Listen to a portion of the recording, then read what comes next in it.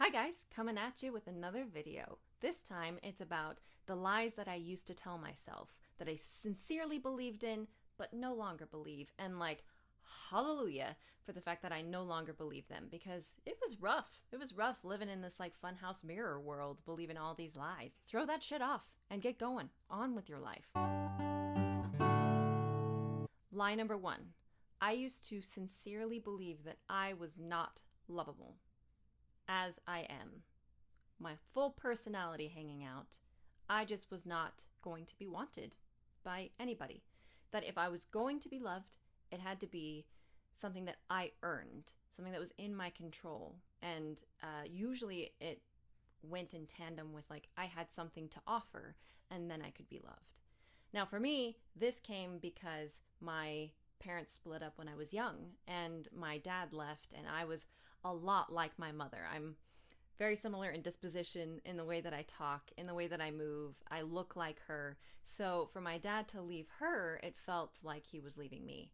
And I was also 9 years old at the time. I didn't really have the mental capacity to process that grief and that pain. And so this particular lie was an outgrowth of that. It was a way of me trying to explain my grief and the pain that I was feeling. So the conclusion that I came to was that, well, he left because I'm not lovable. That if I'm going to be my authentic self, no one is going to want me. So this lie has spun out as I've gotten older. And especially as I've matured and started to date and all that, into oh, so not only am I not lovable by my own father, but I'm not lovable by any man. If any man is going to want me, I have to put on a facade in order to be accepted and loved. And I know we all kind of feel a lot of this, especially in middle school. That is a breeding ground for putting on a mask for everybody. Ugh. But this was more pervasive in that I felt like nobody at any point was going to love me as my authentic self. So I just had to do the best that I could to put up a facade so that I could get somebody to at least want me. Isn't that disgusting? It's just disgusting. It's not like these lies are articulated in words in my head. These were lies that were just general impressions and feelings, and they were running background scripts every single day of my life and in every interaction that I had. So yeah, because these were running as background scripts in my head, I was just not really aware that this is how I was perceiving myself and the world. That the world is a place where you can't be yourself if you want to be accepted. It's just sad. And I'm so glad I don't believe that anymore. Lie number 2, also springing from my parents' divorce, was that good things don't last. Period. If something good is happening in my life, that means it is not permanent, because what is good is always going to be fleeting. It is always going to come to an end. And I never really got a chance to embrace. I know some people might be empowered by that idea and say, oh, well then live every moment to the fullest. But that was not me, man. I was like, if this isn't going to last, then I don't want to fully lean into the joy that I'm experiencing. I always have to hold some of it back, hold some of it in reserve, and be ready for the other shoe to drop. That was 100% the way that I lived my life. And how sad. I think I'm going to say that after every single one of them, because to me it genuinely is sad. Now that I'm on the other side of it, what a horrible way to experience life. To think that no one is ever going to always love you. Not only was I thinking no one can love me, but even if by some miracle somebody did love me as my authentic self, there's no way it was going to last. All good things come to an end. All of them. Whew. Lie number 3. I kind of touched on this before in another video about my Confessions of a Silent Sexist video, but I genuinely believed that there were no altruistic men out there. There was no such thing as a guy who didn't have why can't I say that word? Ulterior motives. Yes, there was no such thing as a guy who had ulterior motives. No, there was no such thing as a good guy, because they all had ulterior motives. Woof! Why was that so hard to say? Ugh.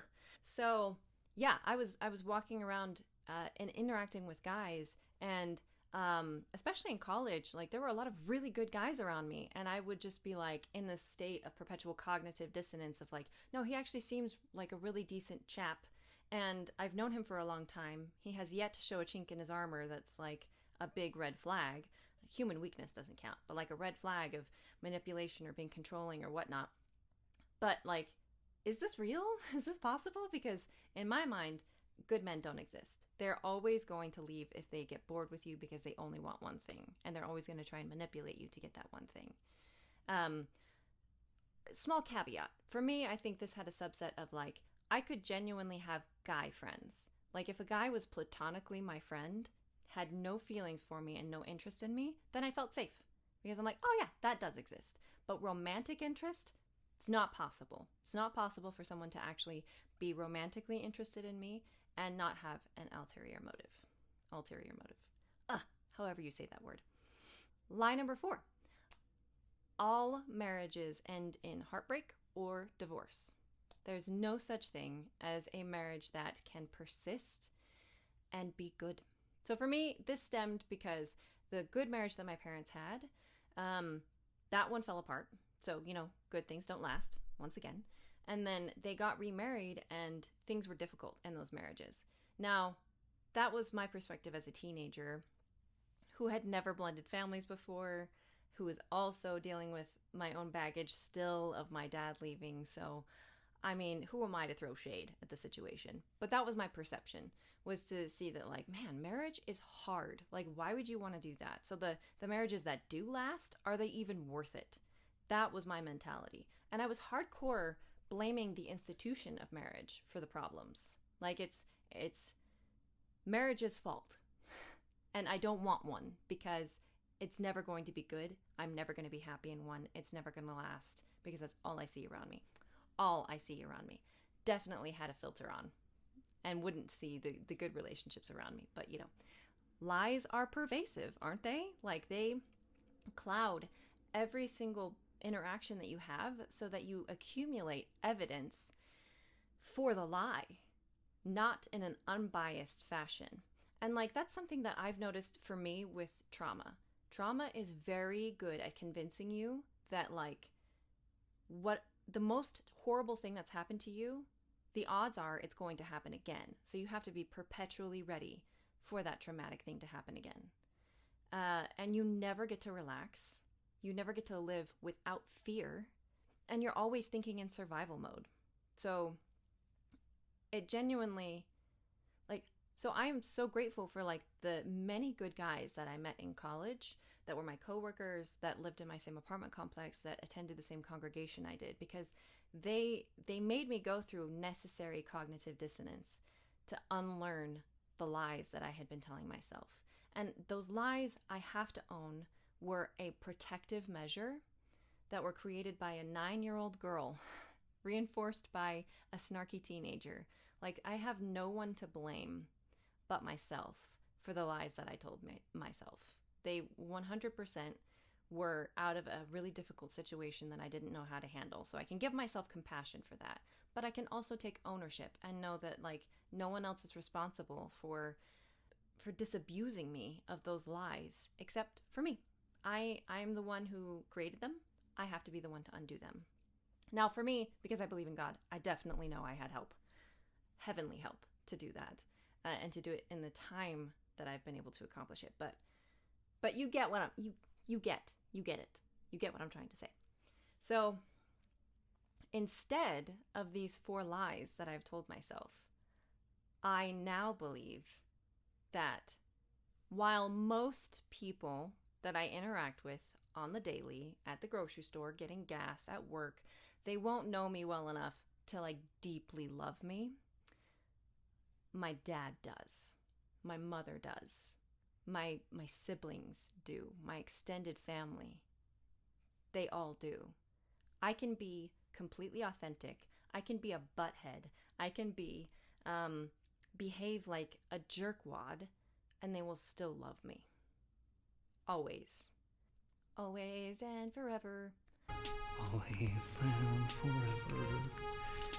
And that is a source of consolation that I just cannot replace. Like nothing can replace that. And so I can walk around knowing that, like, yeah, maybe this person, if they got to know me better, would love me more. Maybe I should give them that chance because I know I'm lovable. I've got a whole slew of people who do already, who know me thoroughly and they love me already. Like, oh, such a better way to live. A better way to live. I'm saying it. So, truth number 2. I now see that pain is temporary and joy is permanent. That there are some good things that will last, that will stand the test of time. And that doesn't mean all of them will, and that's okay. Some things really do have to decay and go the way of all the earth. Some things aren't meant to last. Some happinesses are temporary pleasures. But the things that are the most valuable, the most fulfilling, the most joyful to me, those are going to stick around. And for me, that's relationships. 100% the most fulfilling part of my life are the relationships that I have with my friends, with my family, with my Father in heaven. Nothing else can give me as much joy and satisfaction as those can, and those relationships aren't going anywhere. And that is bliss. That is absolute bliss. And now I don't have to walk around every day with this gaping hole in my soul. I have what I need. I have what I need. And to participate and make those relationships stronger is the best part of my life. Those people are the best part of my life. Nothing can replace them. There may be some men out there who are hell-bent on deceiving and using women. I mean, I can't pretend that that doesn't exist. But my experience suggests that the vast majority of men are not trying to manipulate women. They're not trying to manipulate me. They're doing the best that they can with the best that they have. There are men out there who are selfless in their intent, who will do something for a girl that they're not even interested in. They will do something selfless for a girl that they are interested in, that they're not trying to trap you or emotionally blackmail you. There are good men out there.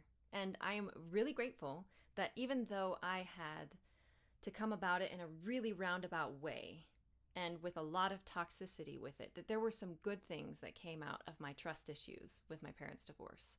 I have like a bullshit detector like nobody's business. Like you were not going to pull one over me. I can sense the red flags from miles away. And I can trust those senses. And I can still have compassion for the guys who were throwing up those red flags because time and time again, I have seen some of the reasons why people behave so toxically. I was one of them, for Pete's sake. I mean, I was walking around with these 4 massive chips on my shoulder. And no wonder I lashed out sometimes. No wonder I chewed guys out sometimes. No wonder I was distrustful. My word. So, of course, I can have compassion on people who throw up the red flags, and I can also cut them off and say, you know, your behavior is such that we can't have a healthy relationship, and I want no part of the behaviors that you're engaging in. Now, if you change, come back to me. I'm down to be your friend if you come back to me and you've worked through some of the stuff that's dragging you down and that drags me down too. Let's do it. So, yeah, my experience has been that there are many, many good men out there. Love ya. That was so cheesy. Okay, and then truth number 4. This one I think is my favorite because I was blaming the institution of marriage, the contractual obligation, the piece of paper, the legal jargon, and then also God's commandment to marry. And I was blaming all of marriage for my pain. And that is so not true. Marriage is not to blame for people's failures. There are plenty of people out there who get married without all the facts from their partner. There are plenty of people who get married without understanding themselves. There are people who are working through their issues and think that somebody else loving them will be the solution to their problems. And I don't blame anybody for feeling that way, because I thought that way too. I used to think that like the problems that I had, the soul hurts that I carried could only be solved if somebody else would love me. And it's a hard truth to recognize that it doesn't work that way. That you have to love you. I mean, you can let the love of God help you love you. Yes, 100%. And then once you do, then you can believe that other people love you. So I can understand why the rate of divorce is what it is, and why people feel jaded and think that marriage is just doomed to be from the beginning. But that is incorrect. The flaws, the failures, the weaknesses of the individuals in that marriage are what causes divorce. Marriage itself is one of the best relationships. It is a gift from above. Because it just blows my heart open to consider that there might be a guy out there who enjoys me, good and bad about me, enough to commit to be by my side for the rest of my life. I mean, and I could feel the same way about him. It is nothing short of a miracle that marriage even exists, and that two people can love each other enough to want to make it public and say, I want everybody in my vicinity to know that I am taken, and I am taken by this person permanently. What greater assurance can you give somebody that you love them? I am such a fan of marriage.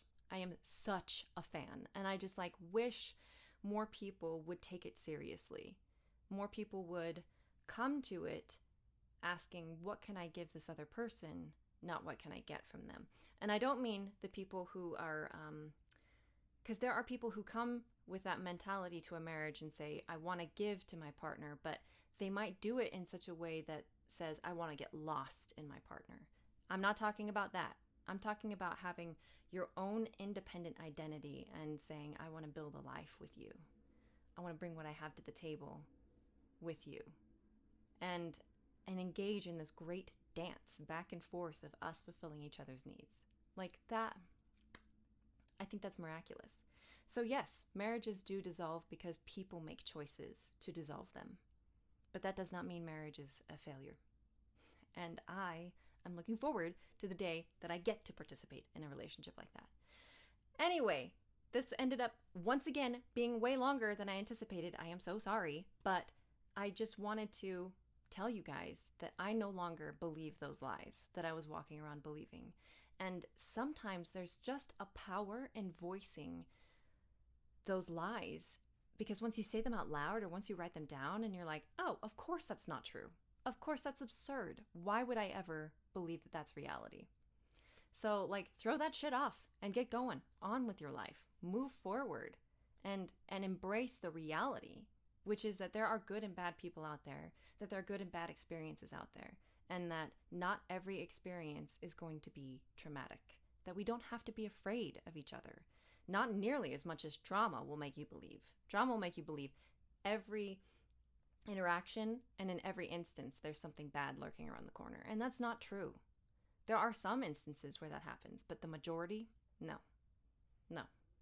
So, anywho, thanks for tuning in once again, and I hope you have a great rest of your day.